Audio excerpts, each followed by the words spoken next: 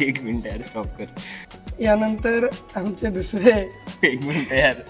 तुमचा जो प्रकार अरे शिर्या असतो यार, मोकार असतो शिर्या उगाच. आपल्याला भाई क्या चल रहा है भाई. आनंद नमस्कार, जय गुरुदेव. आनंद आश्रम रामनाम प्रसारक युवा मंडळ श्री क्षेत्र आनंदवाडी द्वारा आयोजित चला आनंदाचं बोलूया या कार्यक्रमामध्ये आपल्या सर्वांचं सहर्ष स्वागत. रोज नव्या व्यक्तीशी भेटण्याचा आपला संकल्प आणि याच संकल्पाला धरून आज आपल्याला 2 वक्ते या कार्यक्रमामध्ये प्राप्त झालेले आहेत. सन्माननीय रोहनजी कुलकर्णी आणि प्रसादजी गायकवाड, आपल्या दोघांचं देखील मनपूर्वक स्वागत.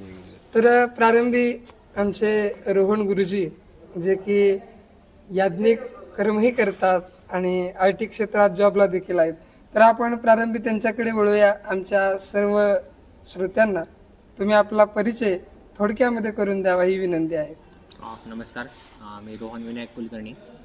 प्रॉपर मी जळगावचा आहे, पण मी आता कामानिमित्त पुण्याच वास्तव्यात असतो आणि पौरोहित्य याज्ञिकीचे जो व्यवसाय आहे तो पण मी जोपासत अध्यात्माची उत्तम सांगड घालत IT क्षेत्रात पण सॉफ्टवेअर इंजिनियर म्हणून सिनियर सॉफ्टवेअर इंजिनियर या पदावर कार्यरत आहे आणि गेल्या 5 ते 6 वर्षापासून मी पुण्यातच वास्तव्यात आहे. वा, धन्यवाद. आणि त्यानंतर आपण वळतोय आदरणीय प्रसादजींकडे. प्रसादजी, आपल्याला विनंती आहे की आमच्या सर्व श्रोत्यांना आपला देखील परिचय आपण करून द्यावा. नक्कीच. मी प्रसाद गायकवाड, मूळचा राहणारा जळगावचा आणि आता सध्या नोकरीनिमित्त मी आता पुण्यात असतो. वा. आता आजचा प्रसंग असा झालाय की 3 पुणेकर एकाच ठिकाणी बसलेले आहेत आणि 4था म्हणजे तो शूट करतोय. कॅमेरा. आज सर्वजण पुण्यातलेच आपल्याला प्राप्त झालेत असं म्हणलं तर हरकत नाही. तर रोहनजी, परत तुमच्याकडे येतोय. तुम्ही या आश्रमाशी कसे जोडले गेलात? 2004-05 मध्ये अण्णांचा सत्संग झाला होता जळगावला, रोटरी भवनमध्ये. तर तेव्हा मी असंच रस्त्याने चाललो होतो महाबळवरून, तेव्हा मला बॅनर दिसलं. मग त्यानंतर मी सत्संगाला आलो. मग त्यावेळेस पाठक होते, त्यांच्याकडे एक उपासना केंद्र व्हायचं. मग रेग्युलर दर गुरुवारी संध्याकाळी उपासनेला येत गेलो आणि मग त्यानंतर आनंदाश्रम श्री क्षेत्र यावली पूर्वीची आणि आता जी झाली ती आनंदवाडी. तर त्यावेळेस मी जवळपास 5वी-6वीत होतो, तेव्हापासून मी आश्रमात येतो आहे. आणि मग त्यानंतर दत्त जयंती उत्सव असेल, आपला गुरुपौर्णिमेचा उत्सव असेल, त्यावेळेस मग मी येत गेलो आणि मग अध्यात्माची गोडी लागत गेली आणि मग हळूहळू आपला प्रवास तसा त्याप्रमाणे पुढे चालत गेला. वा, तुम्ही कशा पद्धतीने जोडले गेलात हे तुम्ही तर सांगितलेलेच आहे. धन्यवाद रोहनजी. यानंतर प्रसादजींकडे आपण वळतोय. तर आपल्याला विनंती आहे की आपण या परिवाराशी कसे जोडले गेलात. त्यांनी ज्या पद्धतीने सांगितलं की एक बॅनर पाहिलं आणि सत्संगाला अण्णांच्या आले आणि तेव्हापासून ते कंटिन्यू येतच गेले, तसं आपलं काय झालं? मित्र म्हणून ही म्हणजे एक सद्गुरूंची इच्छाच असते की कधी ना काळी कुठं आपल्याला योगायोगाने ही भेट होत असते. बरोबर. आणि पूर्वजन्माचे योग असतील कुठे ना कुठे, म्हणूनच मी या क्षेत्री आणि अण्णांच्या चरणाशी आलो असं मी म्हणेन. तसं बघायला गेलं तर शाळेत होतो तेव्हापासूनच थोडी दत्त छंद होता. घरामध्ये गुरुक्षेत्राचं पारायण वगैरे व्हायचं, या सगळ्या गोष्टी होत होत्या. कालांतराने माझी लहान बहीण आणि तिची मैत्रीण होती, तर ते म्हणजे त्यांच्या फॅमिली थ्रू असं कळण्यात आलं होतं की कोणीतरी एक संत महापुरुष आपल्या जळगावमध्ये बालगंधर्व इथे सत्संगासाठी आलेले आहेत बुवा. तर एक असते, एक माणसाच्या मनामध्ये क्युरियोसिटी असते की कधीतरी आपण दर्शना गेला. तर मग मी तसाही शाळेकडेच होतो. मग एकदा शाळा सुटल्यानंतर आजीसोबत एकदा जाणं झालं होतं आणि मग अण्णांच्या बालगंधर्वाला सगळ्यात शेवटच्या बाकड्यावर म्हणजे सगळ्यात शेवटी बसण्याचा योग आला आणि ऐकण्याचा योग आला. आता लहान असल्यामुळे काही जास्त कळलं नाही, बट असं प्रथमतः बघायला गेलं तर गर्दी वगैरे होती आणि तसा दर्शनाचा योग काही आलेला नव्हता. लांबूनच बघून एक सुखद अनुभव झालेला होता. बट मग चरण दर्शन घेणं कुठेतरी हे होतं, पण एक लहान असल्या कारणाने घरच्यांवर आपली एक डिपेंडन्सी असते कुठेतरी की बाबा त्यांच्यासोबतच जाणं. तर मग असाही योग आला. तो दुसऱ्या वर्षी की जेव्हा अण्णांचं खरंच पाटकाकांकडे तिथं श्रद्धा कॉलनीमध्ये अण्णांचं वास्तव्य होतं राहण्याचं, तर त्या ठिकाणी दर्शनाचा योग आला. तिथं पहिलं अण्णांचं दर्शन घडलं आणि फार आनंद झाला त्या गोष्टीचा. मग त्याच्यानंतर हा प्रवास थोडा थोडा चालू झाला आणि माझे गुरुबंधू इथले मित्रच आहे शुभम मालपुरे, त्याची पूर्ण फॅमिली जायची आणि तो आणि मी असा शाळेमध्ये बेंचमेट्स होतो, म्हणजे एका बेंचवर आम्ही दोघं बसायचो. तर माझ्या कंपास पेटीमध्ये अण्णांचा फोटो होता, तर त्याने एक दिवशी अण्णांचा फोटो बघितला. पण त्याने मला विचारलं की अरे बाबा तू पण जातोस का? म्हटलं हो, म्हटलं आज जातो बाबा मी आजी वगैरे सोबत माझ्या. मग त्यानं सांगितलं की माझी पूर्ण फॅमिली वगैरे असते, कारण ते पुढे असायचे, मी सेवेकरी नसल्या कारणाने मी मागं आपलं ऐकायला बसायचो आमच्या आजी वगैरे सोबत. तर मग तो म्हणे ये तू. मग असं मी सायकलवर वगैरे जायचो बालगंधर्वत. मग त्याच्या निमित्ताने काय होईना पण, आणि आपला आनंद आश्रम परिवार हा फार म्हणजे मी तर म्हणतो परिवारच आहे, जसा असावा तसाच आहे आणि सगळे परिवार असेच असावे. नवीन माणसाला जितक्या लवकर रुळवता येईल तितक्या वेळ रुळवून घेतात. कधी कोणाला म्हणजे असं वाटत नाही की कोणी आपल्याला भेदभाव केला या प्रकारे. मी तिथं आश्रमामध्ये घुसलोच म्हणेल आणि मला परिपूर्णपणे सांभाळून घेतलं आजपर्यंत तरी, आणि असंच सगळ्यांनाच सांभाळून घेतं आनंदाश्रम. अशा प्रकारे माझी आनंदाश्रमामध्ये सुरुवात झालेली. आता तुम्ही एक सुंदर किस्सा तुमचा सांगितला की कंपास पेटीमध्ये अण्णांचा फोटो, आणि त्याच पद्धतीने माझ्या सुद्धा कंपास पेटीमध्ये अण्णांचा फोटो असायचा. आजच्या मधल्या भागामध्ये तो फोटो मी लावलेला होता. आणि सुंदर, खरंच बालपणामध्ये जे संस्कार होतात ते चिरंतन टिकतात. म्हणून आत्ताचे जे आई वडील आहेत त्यांची तक्रार काय आहे की मुलगा सांभाळत नाहीये, तर मी त्याला विरुद्ध बाजूने बघतो आणि नेहमी सांगत असतो की तुम्ही मुलाला व्यवस्थित सांभाळलं नाही म्हणून तो आज तुम्हाला सांभाळत नाही. कुठेतरी संस्कारीन जीवन झालेले आणि हा मार्ग लोक कुठेतरी भरकटताना दिसतात. या मार्गावरती आल्याच्या नंतर सर्व गोष्टी व्यवस्थितच होत राहतात. आता तुम्ही दोघेही दैवयोगाने जळगावकरच आहात, एकाच गावचे असल्यामुळे आपण सोबतच या ठिकाणी आज भेटतोय. तर रोहनजी, तुम्हाला विनंती आहे की तुम्ही तुमच्या आयुष्यातील एखादा असा प्रसंग जो की आमच्या सर्व श्रोत्यांना ऐकून त्यातून काहीतरी प्रेरणा घेता येईल, ती तुमची प्रचिती असली तरी चालेल. सर्वप्रथम सांगायचं झालं म्हणजे रोहन ते रोहन गुरुजी हा जो प्रवास आहे तीच एक सर्वात मोठी प्रचिती आहे. ज्यावेळेस मी 2013-14 साली कंटिन्यू मी येत असायचो, त्यावेळेस अण्णांनी मला सांगितलं, त्यावेळेस जळगावला द्वारका गोमती गणेश मंदिर आहे, तर त्यावेळेस मला अण्णा बोलले होते, मला अण्णा कधी कुलकर्णी गुरुजी रोहन्या असं म्हणायचे लाडाने. तर मी गेलो. मग एकदा मला अण्णांनी सांगितलं की काय कुलकर्णी गुरुजी ते ब्रह्मयज्ञ केलं, तिकडे जावा द्वारका गोमती गणेश मंदिरात, म्हणजे तुम्हाला भले मंत्र म्हणता नाही आले तरी चालेल, पण तुम्ही नुसतं पाणी टाकायला गेले तरी चालेल, असं मला अण्णांनी सांगितलं होतं. मग त्यानंतर मी रोज सेवा सुरू केली आणि मग गुरुजींनी सांगितल्याप्रमाणे मी पौरोहित्याचं शिक्षण तेव्हा सुरुवात केली. साईड बाय साईड पौरोहित्य करायला लागलो आणि पाठशाळेत जाऊन शिकायला लागलो. त्यानंतर मग हळूहळू प्रगती होत म्हणजे मी पूर्वी हरीशदादांचं जे निवासस्थान आहे द्वारका गोमती गणेश मंदिर, तिथे माझ्या घरापासून ते जवळपास 6 ते 7 किलोमीटर आहे. तिथे मी पहिले सायकलवर जायचो. मग त्यानंतर हळूहळू पूजेचे कामं वाढत गेले, पौरोहित्य वाढत गेलं आणि चांगले कामं होत गेले. मग मी स्वतःची एक 2 व्हीलर त्यावेळेस खरेदी केली आणि मग त्या 2 व्हीलरवर मी पूजा करायला रोज सकाळी मी जायचो. त्यानंतर डिप्लोमात थोडे माझे सब्जेक्ट बॅक राहायचे.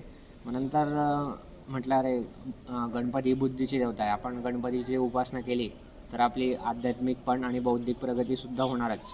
आणि पौरोहित्य क्षेत्रात म्हणजे 14 विद्या आणि 64 कलांचा अधिपती जो गणपती आहे त्याची सेवा केल्यावर कसलीच कमी पडत नाही. त्यामुळे त्या दृष्टीने मी जे गणपती बाप्पाची सेवा होती ती अंगीकारली आणि त्यानंतर इंजिनिअरिंगमध्ये कुठलाही विषय पॅक न राहता प्रॉपर ते इंजिनिअरिंगचं शिक्षण माझं झालं. त्यानंतर आता एक उत्कृष्ट MNC कंपनीमध्ये जॉबसुद्धा चांगल्या पदावर आहे आणि पौरोहित्याचं शिक्षण घेतल्यामुळे भरपूर असे पौरोहित्याचे कामं, जसं आता 2 दिवस कालच आपला परवा आणि काल दत्तयाग झाला, तर त्याला पौरोहित्य करण्याचा मान मला म्हणजे ही सद्गुरूंचीच कृपा आहे.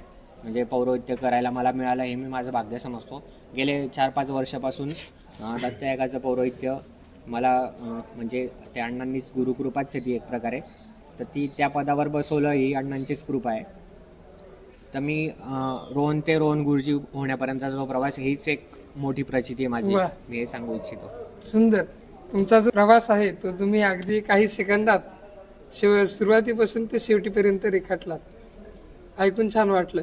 प्रसादजी, आपणही आपल्या आयुष्यातील एखादा असाच प्रसंग तुम्ही आमच्या सर्व श्रोत्यांना सांगावा. दररोजचं जीवन हे आनंदाने जगणं ही मिळणे गुरूंची कृपा आणि हीच नियमित प्रचिती माझ्यासाठी, की त्यांचं दररोज स्मरण होणं, एक नामस्मरण होणं, एक उपासना घडणं, ही खरं आपल्या सद्गुरूंची आणि आपल्या अण्णांची कृपा आहे. कारण आपण काही करत नसतो मूळतः, जे करतात ते सद्गुरू करून घेतात आपल्याकडनं, असंच म्हटलं जातं. आणि याच्यात प्रचिती तर खूप असतात, पण त्यातली आता एक प्रचिती सांगायची झाली तर गुरुकृपेने एकदा 2000 आय थिंक 1-1.5-2 वर्षापूर्वी रथाचं आगमन झालं होतं पुणे इथं माझ्या घरी. तर एक सगळं छान पाद्यपूजाचा कार्यक्रम वगैरे झाल्यानंतर जेव्हा रथ परत एकदा भ्रमंती म्हणजे सांगतेकडे यावलीकडे निघाला होता आनंदवाडीला, त्यावेळेस जरा एक शॉर्टकट म्हणून एक रस्ता दाखवला होता आमच्या हडपसर मांजरी साईडने, त्या साईडने. तर मी पूर्णपणे म्हणजे एक आपण म्हणतो ना एक गावापर्यंत सोडायला जातो तसा एक मी गेलेलो होतो रथाला हे करायला. पण त्यानिमित्त तिथून मी परत रिटर्न जेव्हा माघारी निघालो, तिकडे तो रस्ता पूर्ण असा थोडासा एक शेतीचा भाग होता, तिथं कोणी नव्हतं, असा मोकळा रस्ता, सुना म्हणजे असं हे म्हणतो ना आपण, शुकशुकाट होता सगळा रस्त्याला. आणि दुपारचा प्रहर होता, आनंदी प्रहर, असा जरा ऊन वगैरे खुरकलेलं होतं. आणि तिथून मार्गस्थ होत असताना माझ्याकडे वेगळं होती, माझी पहिली गाडी होती. तर अचानक पद्धतीने माझं काय झालं काय माहिती, मग पेट्रोल संपलं. मला लक्षातच नाही आलं की मी पेट्रोल टाकायचं विसरलोय, आणि पेट्रोल पंप फार लांब होता, तिथून भरपूर लांब होता. मग मी म्हटलं की अण्णा आता एवढ्या लांब मी फार आता तुम्हाला सोडायला आलो, आणि आता असं काय झालं की मी आता जाऊ कसं माघारी, कारण माझं तिथून घर 3 किलोमीटर होतं. आणि असं शुकशुकाट दोघं साईडला फार असं हेच होते, शेती होती. मी जाणार कसा हा मला खूपच मोठा प्रश्न पडला होता की इतक्या लांब कसं जायचं. आणि ऊनही होतं. तर मी फार असं गाडी ढकलत ओम श्री सद्गुरू समर्थ रक्षमाम, अण्णा लवकरात लवकर काहीतरी नियोजन होत्या, काहीतरी भेटू द्या कुठून तरी, कोणी काहीतरी मार्ग काढा बाबा, मला इतकं लांबले जायचंय पायी गाडी लोटत, असं म्हणून मग मी अण्णांना एक प्रार्थना करायला लागलो आणि स्मरण करत नामस्मरण करत गाडी लोटत लागलो. बरं, म्हणायचा विषय असा की बघा कसं ना, अण्णांना प्रत्येकाची काळजी असते, फक्त आपला भाव चांगला असावा आणि आपली प्रार्थना एकदम कळकळीची असते ना, की मग स्मरण मात्र संतुष्ट आहे, अशातला प्रकारे अण्णा खरंच येतात, सद्गुरू खरंच येतात आपले. तर तशा प्रकारे झालं. मी पुढे गाडी लोटत होतो, मागून 2-4 गाड्या द्यायच्या, पीपी वाजवायच्या, पण आपल्याकडे लक्ष द्यायचं नाही. प्रत्येकाचं एक लवकरात लवकर कुठेतरी जाणं आणि काम पडलेले असतं, त्यामुळे कोणी कोणाला मदत करत नाही, सहकार्य करत नाही. अशा रीतीने मी प्रत्येकाकडे एक थोडंसं अपेक्षेने बघायचो की कोणीतरी माझी मदत करेल, पण नक्कीच कोणी करत नव्हतं. असं करत पुढे चाललो. मग एक अचानक एक दाढीवाला मुलगा आला, त्याने छान सुंदर गंध लावलेलं होतं. त्याच्याकडे 2 व्हीलर होती, बाईक होती आपली. आणि जनरली आता बाईकमध्ये कोणी एवढा सेटअप ठेवत नाही बरं का, म्हणजे जसं की पेट्रोलची नळी किंवा एक बॉटल्स वगैरे असं काहीतरी, बट त्याच्याकडे सगळं सेटअप होता. त्याने तक्षणा मला असं पुढे आला आणि त्याने हॉर्न वाजवला आणि पुढे गेला. आणि म्हटलं आता हाही गेला, म्हणजे असं वाटलं आता 2-4 जण गेले, हाही गेला म्हटलं अपेक्षेकडे. बघतो पुढे गेल्यानंतर तो थांबला. काय झालं म्हणे, म्हटलं अरे पेट्रोल संपले दादा. अच्छा पेट्रोल संपले का म्हणे. मग त्यानं गाडी लावली साईडला. मग मला आनंद झाला, म्हटलं थांबला बाबा. पण मग पण हात देणार कसं काय ना का, मला त्याच्यात तेव्हा कळलं ना त्याच्याकडे बाटली वगैरे असेल, पण त्याने काय माहिती कुठून त्याने बाटली काढली, नळी काढली आणि व्यवस्थितरित्या. त्यावेळेस नुकतंच कोरोनाच्या पिरियडमुळे एकदम 80वरनं डायरेक्ट 100-110वर पेट्रोल गेलं होतं. एवढ्या महागाच्या वेळेस एवढं अर्धा लिटरचं पेट्रोल कोण देणार आपल्याला. पण त्याने चक्क ती पूर्ण अर्धा लिटरची बॉटली भरली 10 रुपयावाली आणि मला म्हणे हे घे टाक. मी फार चकित झालो आहे सगळ्या गोष्टी. मग मी माझ्या याच्यात वेगोचं असल्या कारण आपण सीट वर करतो, डिक्कीत असतं, मग ते सीट वगैरे वर करून मी पूर्णपणे असं बाटली ओतायला लागलो. आणि बाटली वगैरे ओतून पूर्ण मी खाली केली बाटली आणि जस्ट त्याला बाटली काढून म्हणजे असं द्यायला गेलो, म्हणजे बाटली ठेवली होती साईडला, सॉरी. मग त्याला मी पैसे द्यायला गेलो. म्हटलं हे घेतो. मला नाही पैसे नाही रे, मी तुला मदत करायला आलो होतो, असं तसं नाही. त्याची बाटली मी खाली ठेवली होती. ती बाटली द्यायला गेलो तर हा भाई म्हणजे तो जो आलेला होता ना, तो अक्षरशः सांगतो गायब झाला. म्हणजे मला अंगावर काटे येतं असं. तो कुठं गायब झाला कळलं नाही. मग ना तो रानात होता ना, पलीकडच्या शेतात कुठंच नव्हता. तो डायरेक्टच मागं पुढं कुठंच नाही. मी मागं वळून बघितलं, त्याची गाडीही नव्हती. मग काय होतं मला खरंच लागतं. मी तिथल्या त्या क्षणाला डोळ्यात पाणी आलं की अण्णा किती काळजी असते बाबा. असला इतका सुंदर अशी प्रचिती अण्णांनी तिथे दिली मला. आणि मग मी घरी आल्यावर म्हणजे फार आनंद झाला सगळ्या गोष्टीचा. स्मरण मात्र संतुष्ट आहे. तसं काहीतरी झालं. तुमच्या सांगण्यातून सांगितलं की स्मरण मात्र संतुष्ट आहे. अतिशय छोट्यातली छोटी गोष्ट आणि मोठ्यातली मोठी गोष्ट, या सर्वांची काळजी आपली त्यांना आहे. तर सुंदर अशी प्रचिती तुम्ही देखील सांगितलेली आहेत. आता तुम्ही दोघेही आपल्या युवा मंडळाचे सदस्य आहात आणि विस्ताराच्या दृष्टीने आपण प्रयत्न करतोय.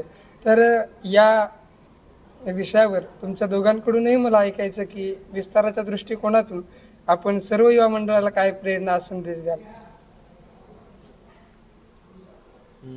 विस्ताराच्या दृष्टिकोनातून सांगायचं झालं म्हणजे सध्याचा युग हे डिजिटल युग आहे. आता हे या यूट्यूबच्या माध्यमातूनच प्रचार आणि प्रसार जेवढा अधिकाधिक आपल्याला प्रचार प्रसार करता येईल त्या दृष्टीने आपण जी टेक्नॉलॉजी आहे, डिजिटल युग आहे, त्याचा आपण वापर करून सर्व लोकांपर्यंत म्हणजे पूर्ण जगापर्यंत आपण पोहोचू शकतो. आता हे यूट्यूब असं आहे की तुम्ही अमेरिकेत पण आहे, ऑस्ट्रेलियात पण आहे, मध्ये पण आहे, इंग्लंडमध्ये पण आहे.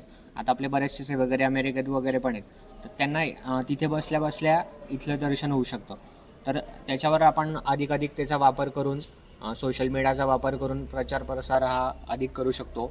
त्याचप्रमाणे जी भ्रमंती असते सद्गुरूंची तो भ्रमंती रथ आपण पूर्ण महाराष्ट्रात तसेच त्याचबरोबर भारत भ्रमंती जर आपण केली तर अधिकाधिक पण आपला प्रचार आणि प्रसार होऊ शकतो. म्हणजे जेवढा आपला प्रचार प्रसार अधिक होईल त्यावेळेस तेवढा आपला युवा मंडळ हा अधिकाधिक जोडला जाईल.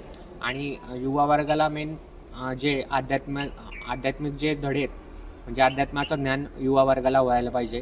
आजकालच्या युगामध्ये तो जो युवा आहे तो दुसरीकडे भरकटत चालला आहे, तर तो तिकडे न भरकटता आपल्या आध्यात्मिक क्षेत्रात येऊन त्याने आपली आध्यात्मिक प्रगती करावी.